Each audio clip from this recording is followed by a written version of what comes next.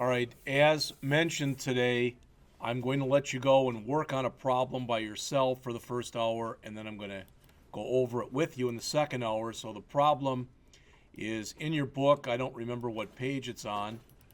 I don't know. I still don't know what page it's on. But if you do go out to the P drive for the class under the homework folder, there is a file in there that's called Chapter 5 InClass Conversion. All right, I think it's example number 8, something like that. But the comments are out there for the code. So I'm going to ask that between now and 11 o'clock, you try to squeeze in a break and you try to do that problem as best you can. I've started the problem, but all I have in here are the comments and my line that says class conversion. So after 11 o'clock, I will be writing the entire program. All right? Questions?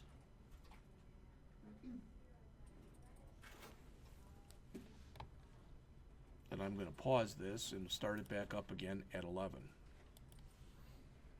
Now, so I'm resuming, and I'm going to go over to the virtual desktop. And again, all I have in here right now is just all the lines with the comments in there. I have nothing else written down.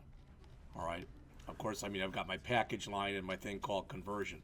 So I'm going to have to create everything right in front of you here, and that's what I plan on doing. So I'm going to hit enter a few times just to move this thing up and start. All right. So the first thing I wanted to do was I wanted to come in here, and I'm going to need a main. All right, and I think everybody knows that. I don't have it in here yet, but I'll put it in a second. But my only variable that I'm going to have that's global in the program now is just a decimal formatter, so I can format the answers to all these things to 2 decimal places. Other than that, I'm not going to have anything. So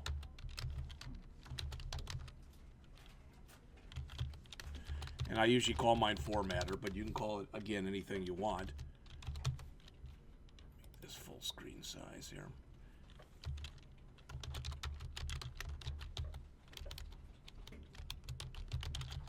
And again, I'm not sure how big I'll need this to be, but I made it number 0.00. And let me hit enter on this, because otherwise it won't all show on one line. And you see that as soon as I've added that, it comes back up and it tells me, it says, hey, what are you doing here? I don't know what this is. So I'm going to import the decimal, or the java.txt decimal format right there. All right. Okay, that's cool. Your first one should be coming out of period. That's correct. Thank you. All right. So now I want to create main. And not like that. All right, so public static void main string bracket args. All right, and inside of main here, I'm going to have 3 variables. String, the one I've always been calling input str, which I'm going to set equal to the empty string, and that's just going to be a temporary variable. All right, I'm going to have an int, which is going to be my selection, and I'll set that equal to 0 when we start, and that's going to be the menu selection. And then finally, I'll have a double, which is the distance, and I'll set that equal to 0.0.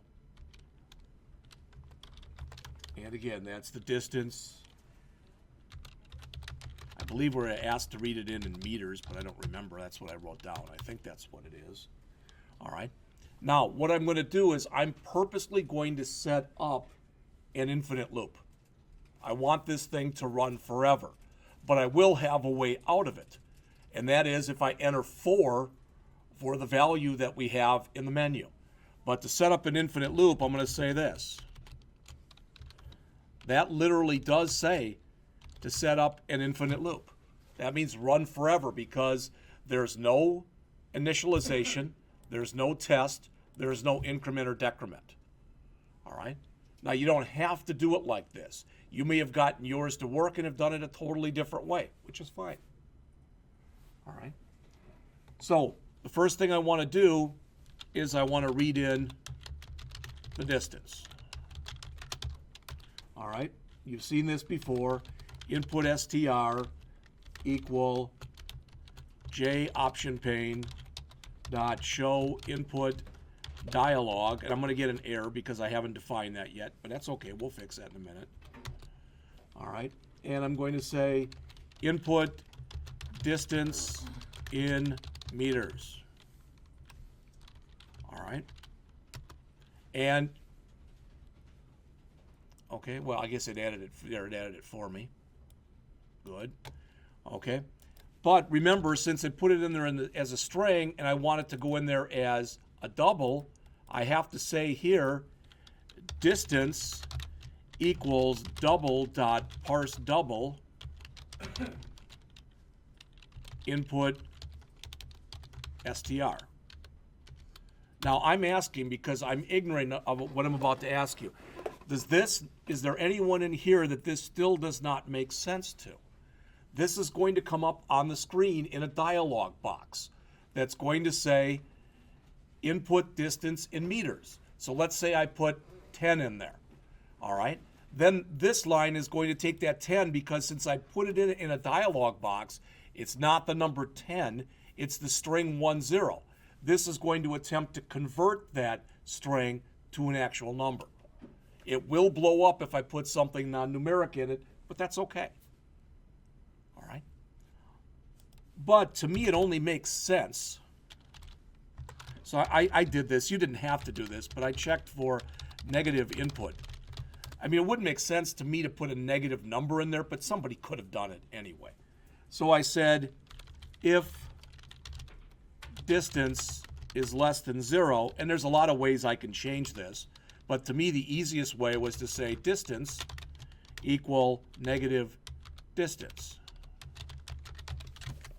Does that make sense to everybody? So if you put in a negative number, I'm just going to reverse the sign. You did not have to do that. You weren't asked to do that in the specs. I just thought it would make sense to do something like that. So I did. All right, display the menu. Now, we're going to get an error on this because I haven't written this yet, but we'll write this next. All right, so I'm going to say display the menu. So my selection is going to be equal to menu. All right, now notice selection, that was defined up here, but again, since we have not yet written menu, we're going to get an error message. So for right now, I'll just create what's called a stub. So I'm going to say static int menu, and for now I'll just put in the return 0.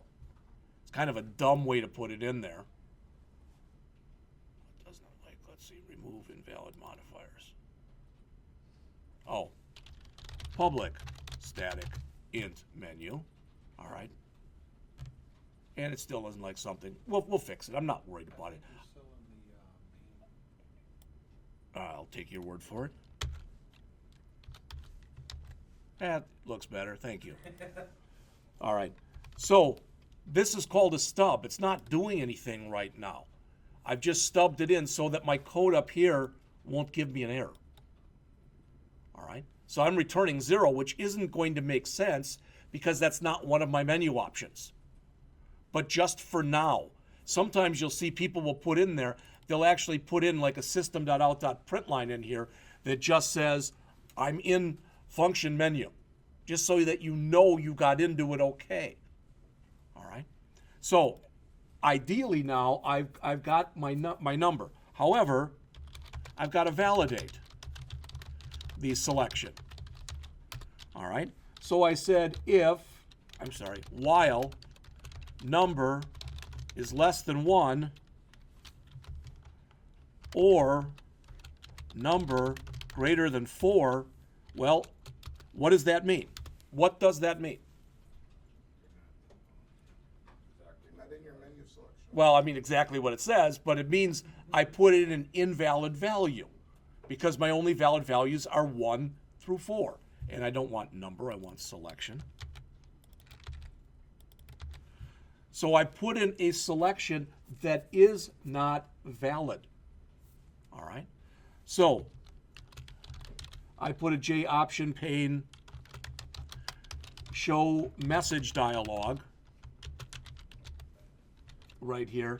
Why did I have to do this? No, but you know what you find over time is quite often people who go and try to run programs, in some ways they're ignorant. I'm not saying they're stupid.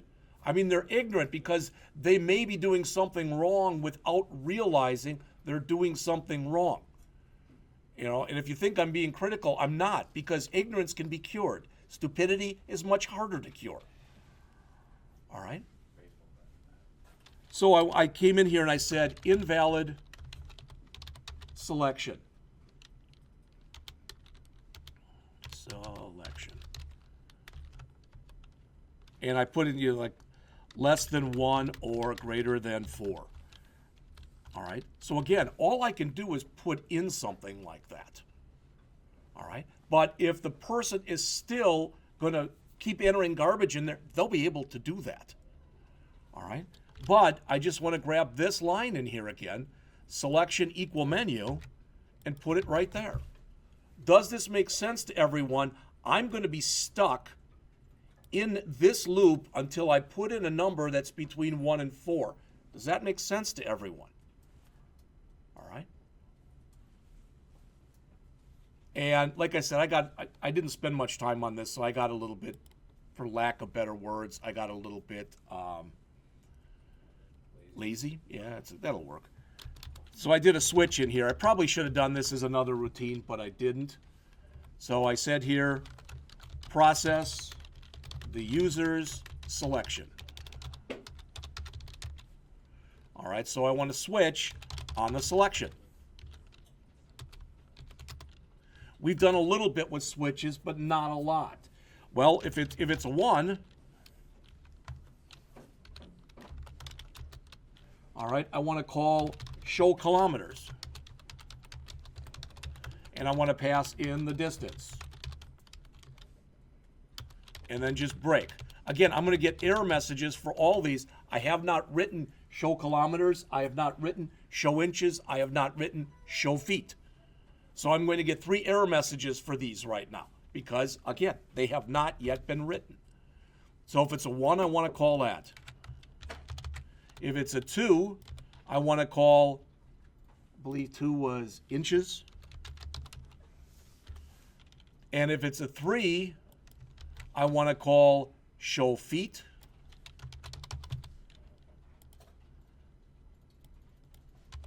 And if it's a 4, I just want to exit. All right. And to exit, all I did was I said, I put a system.out.println in here that said normal program termination. And I did a system.exit 0, which is the typical number if everything was cool. All right. Now, you could make a case here and say, because I'm not going to write a default in here. Why am I not going to write a default in here? Don't say because you're ignorant, okay? But why do you think I'm not going to write one? You don't need to. Why don't I need to? You only get 1 through 4. Because we've already guaranteed that the values in there are between 1 and 4. Now, if I wanted to really make sure, I could also do this. Because that says if I enter a 4 or if somehow I get into this and there's anything in there but a 1 through 4, it's going to terminate. All right? So you could do that because that's actually kind of a safety net, for lack of better words. All right? Again, it's not so much that you have to do something like that. I just don't think, personally, I don't think it's a bad idea to do it. All right? So I've got my menu function, but there's nothing in it. So it's about time I put something in it. Well, that's pretty easy because in the book, we were pretty much told what it should say. So I created another temporary string that I again called input str that I said equal to that. And again, that's a temporary string. All right. And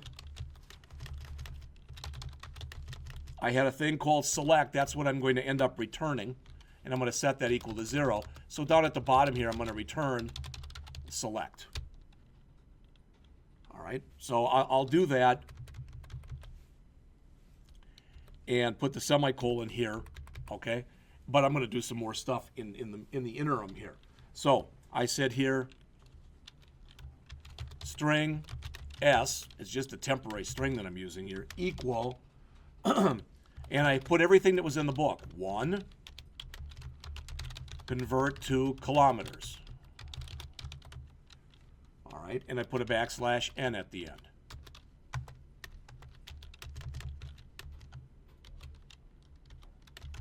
Two, convert to inches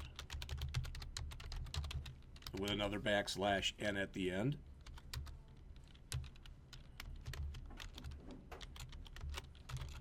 3, convert to feet, I believe it was, right?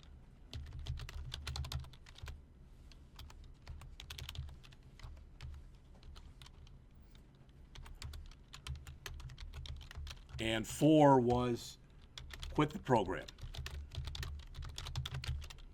All right. So what I've done right there, very simply, is I've created my menu.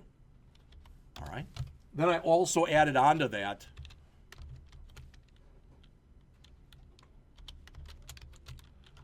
please enter a 1, 2, 3, or 4 now. All right. So what that should do now is in that string, it should hold everything I want in my menu, plus telling them to enter that. Okay?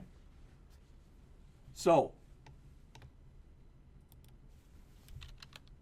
my input string is equal to J option pane dot show input dialog, but unlike what we've always done in the past, now I only have to put S in there. All right, see how setting it up as a string beforehand?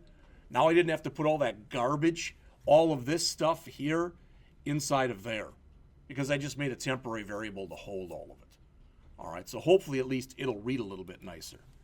Then I want to say select, and I want that to be equal to integer dot parse int, all right, input string. And then I return it. So look at that. Is there anything that's in there that does not make sense to people? You might say, well, wait a minute, you're not checking it here to see if it's a 1, 2, 3, or 4. I'm doing that up above. And if it was invalid, I'm calling this again. There's a lot of ways this could be written.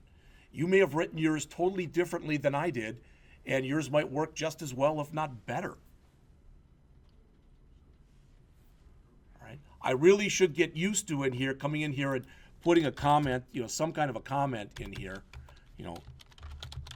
create the program menu. Some kind of a, typically that's referred to as a function prologue. I have no idea what Denny is telling you about, writing comments, but you should be getting used to writing comments and commenting your code. All right? All right, so what's left? Well, I've got to write show kilometers, I've got to write show inches, and I've got to write show feet. So I'm just going to grab this.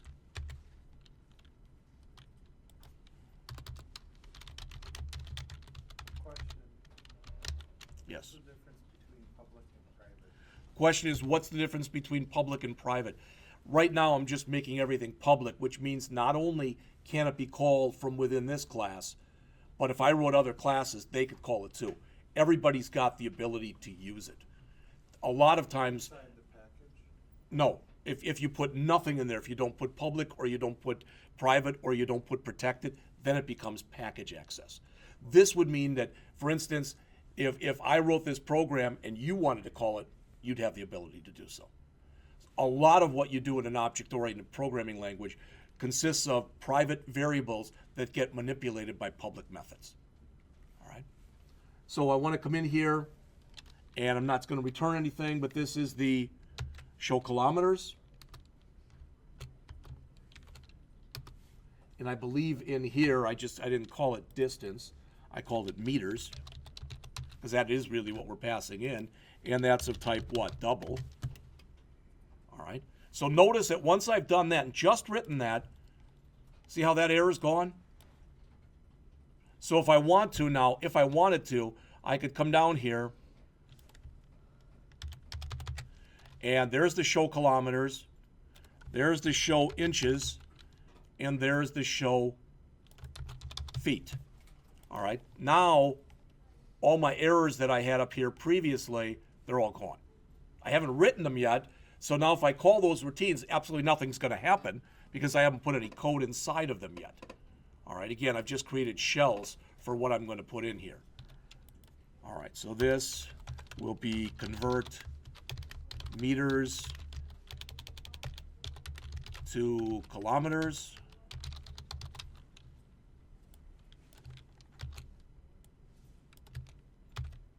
Oops.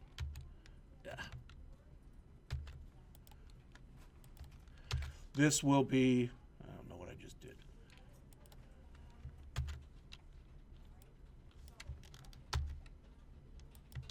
Convert meters to inches. And the last one will be to convert the meters to feet. All right. And you're given, in the book, you're given the formula to use. Okay.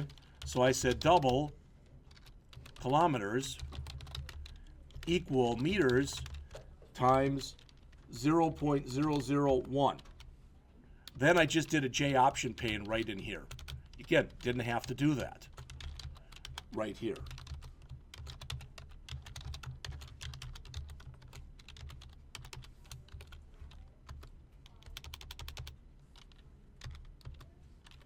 And it said,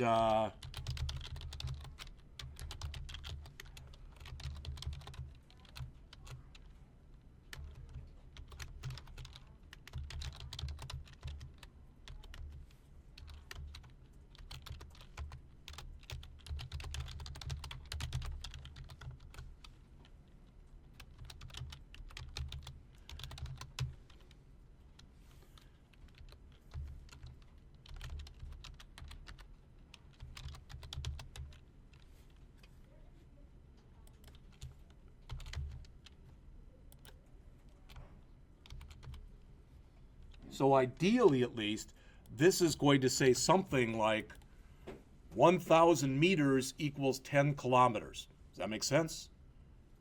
All right, from what I have here. Okay, so I'm doing the formula. Then I'm saying my original meters is equal to my calculated kilometers. And this is exactly what I want to do in the other two. So we're not stretched for time, so I'll just keep typing. But otherwise, I could copy that down and change all my kilometers. I could change them to inches and then do the other formula, etc. But I'll just write it out. All right. So double inches equals meters times 39.37. And again, I will cheat a little bit here and grab this. So that's meters, but this one will become inches.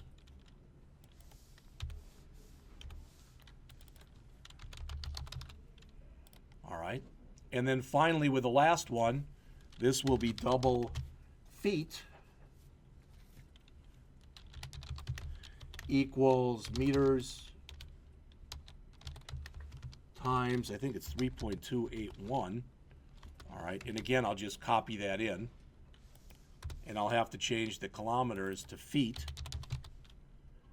and change this to feet.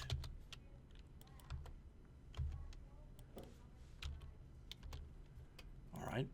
Looking right now, at least, I don't see anything where I have any errors in here, which is a good sign. Now, look, you look at it, you go, wow, there's 200 lines in there, though, Jeff. That's a really friggin' big program. First of all, no, it's not. But second of all, notice that my first 87 lines were all comments. So it's about 120 lines. Okay? So let's see if it works. Now I want to grab the stuff that they show in here, and they want 500. So it should say it's 0.5 kilometers. And if I type in, the thing here, it should say that for feet. All right. Run. Oops, gotta save first. Run. Enter distance in meters, 500. All right. What do you want to do?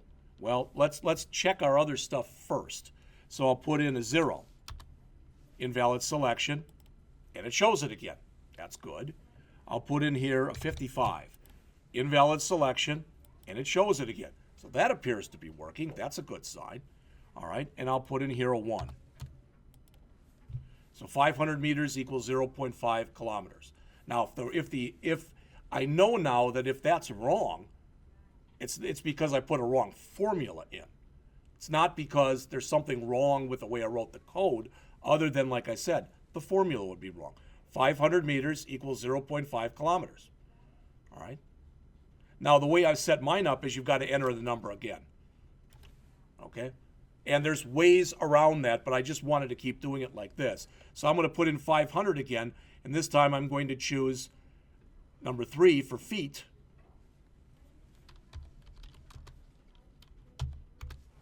And notice it says it's equal to 1,640.50 feet. So it looks like it's working. All right, and finally I'll do it one last time. And we'll put in a 2. And it says it's 19,685. And I mean, you're all smart enough to realize that number right here is this number times 12, right? 12 inches in a foot. All right. And you've seen now that if I put in something invalid, okay, but if I put in something valid, I'm going to show you this down here. And I shouldn't have done that. Now that went away. All right, I'm going to put in here 4, which ends the program. No, it doesn't. Well, that's good. 4. Oh, that was the number of that was the distance. So when I come back here, there's normal program termination.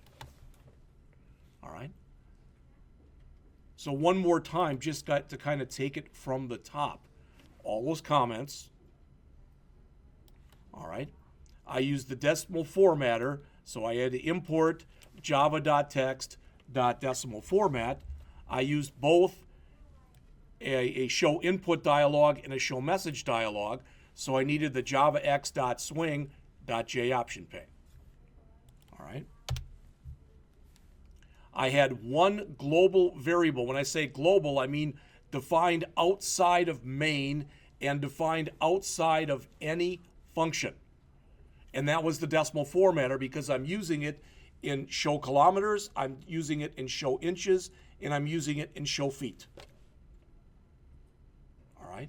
And all I'm doing is I'm setting up a global pattern here. That's all. And you may or may not have noticed it, but I applied that pattern, that formatter, I applied it both to the meters and the kilometers. Even though what I read in there originally, all right, was just the number 500, I still wanted to make sure that it showed as 500.00. And the reason that this was made a double right here was, who knows, I may want to put in a partial amount. You know, maybe I want to see, maybe I've got a tract of land and I don't know meters very well. So somebody says to me, I say, how big is it? 437.86 meters, something like that. So I can put that in now. All right. So again, in main, I did way too much work in here. I should have cut it down. I was going to. I never got back to it, so I didn't. But I put this in as an infinite loop to run forever. This is, so every time through here, it's going to come in and ask for that distance. All right. Then it's going to check, and if that distance is a negative amount, I could have also multiplied it by -1. I could have literally, what I could have done in there is I could have put a while loop where I could have said that, you know, maybe I have a minimum distance and a maximum distance, and I could have done that too. So again, then we display the menu. You've already seen what menu does. It's down here. Again, you notice that I'm trying to set this up so that other than main in here, I guess, all of the methods that I called are very small in nature. You can see all of them on a screen. Again, I didn't have to do this and create this string. And I really should have had another backslash n in there because it'll look a little nicer if I do that. All right.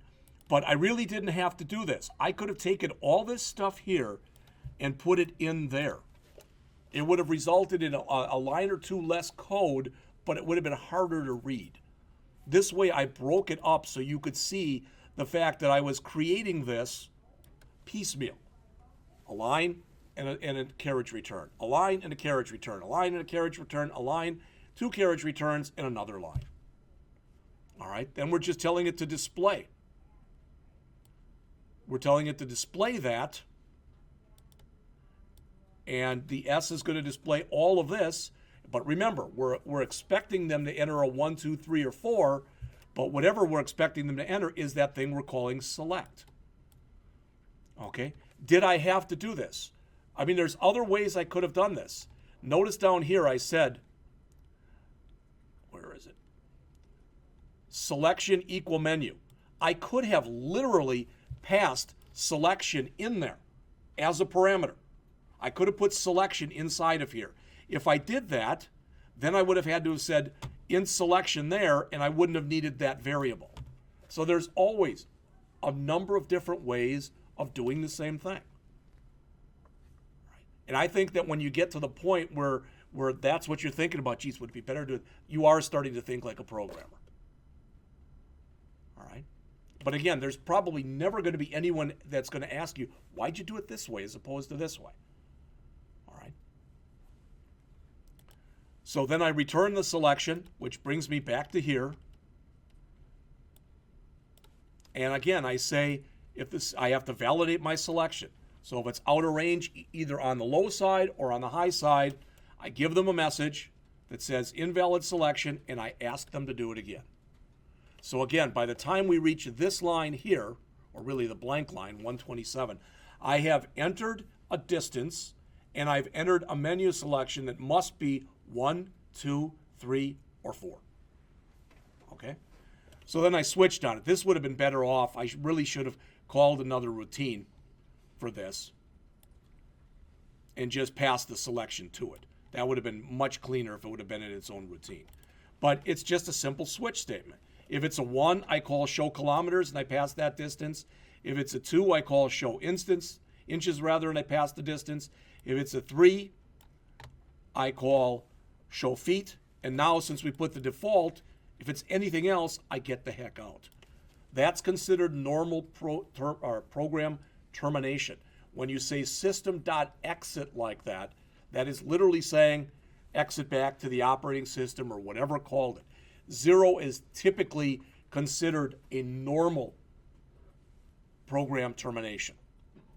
And the reason that that's important is there are a lot of languages that have different codes. So if something went wrong here, a lot of times you'll return a negative number, and it should never happen. But if it does, then somebody who's monitoring it, if you've got a program that runs continuously, you might have an operator that's monitoring that, and when they see that that was returned, they know there's some kind of a problem. All right.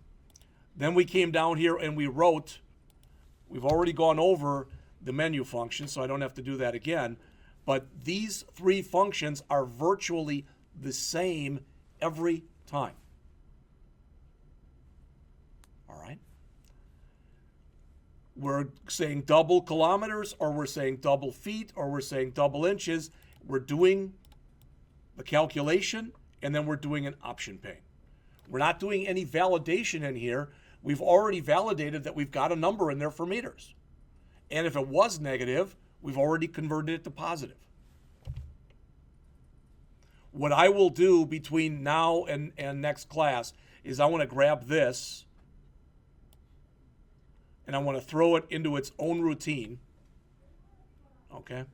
And so I'll do that and see if there's any other cleanup that has to be done. Then I'll throw it out there onto the system. So that'll be out there by the next class. So please just remember that your homework then, So next week will be lab for you to work on your homework. All right, I've graded the first 2 assignments. I have not graded the last one yet. I'm going to try to do that this weekend. All right. So your homework, you're supposed to do these 2 problems. All right. And really, I guess it's 3. And some of you, I heard Jory talking before, so maybe he's working on it already. I don't know. But it's the prime number program, and maybe Denny gave you it. Gaddis writes and puts pretty much the same examples in all of his books. All right. So what you have to do is write a program that includes a method called isPrime that takes an integer, and it's going to have to return a Boolean. If it returns true, the number is prime. If it returns false, the number is not prime. Ideally, at least, you're going to, hopefully it'll get into your head to start thinking of things. First of all, do you ever have to check an even number? No, correct? So one of the first checks you're probably going to want to make near the top of your program is if the number modulo 2 equals 0, you can just return false. That makes sense? All right. And there's other things that you could put in there. But the point is, what if I put in there 100? All right. You already know that the 100 is an even number. So, that can't be prime. But what if we didn't know? A dumb way to do this would be to check every number between 2 and 100. That would be a dumb way to do it.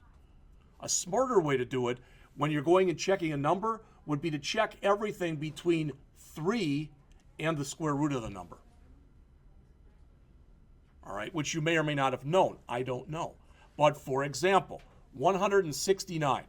Okay, that's 13 squared. So all I have to check, if it's 169, I don't have to divide it by any even numbers. It won't go into them. So I have to check 3, 5, 7, 9, 11, and 13. Just make 6 checks. And if you say, well, geez, I didn't know that. I didn't either. I was given an assignment like this in the first real programming class I ever took, which was in Fortran. And the students were all walking out laughing and saying, this is going to be really easy. And I kept thinking, I don't know what a flippin' prime number is. I didn't have a clue. So I went to the library, and back in the olden days, we had a card catalog. And I found the math section. I kept flipping through books till I found one that explained what a prime number was. All right.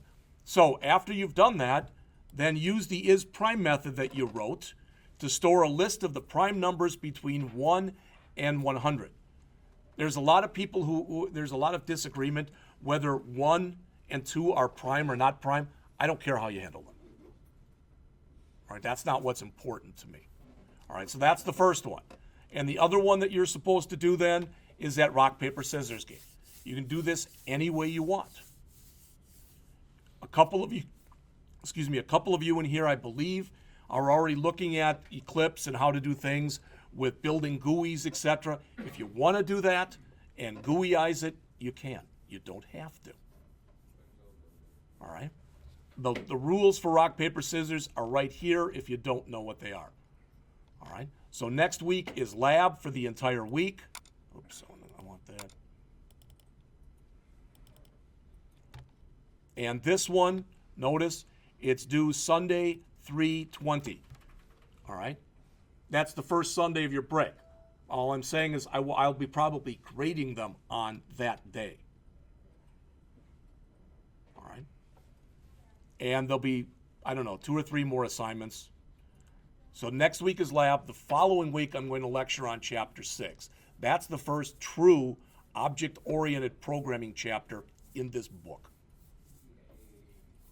All right, questions on anything? All right, so again, lab all next week.